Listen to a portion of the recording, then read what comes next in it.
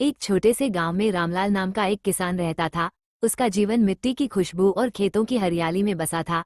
रामलाल के पास ज्यादा जमीन नहीं थी, लेकिन मेहनत उसकी सबसे बड़ी पूंजी थी। बरसात का मौसम उसके लिए सबसे अहम होता था। इस साल भी उसने गेहूं और सरसों की फसल बोई थी, लेकिन बारिश देर से आई। गांव के तालाब सूख गए और खेतों में दरारें पड़ने लगीं। हर दिन वो आसमान की तरफ देखता और बादलों से दुआ करता, हे भगवान, बारिश करवा दो, नहीं तो हमारा सब कुछ खत्म हो जाएगा। दिन बीतते गए और एक दिन काले बादल घिर आए।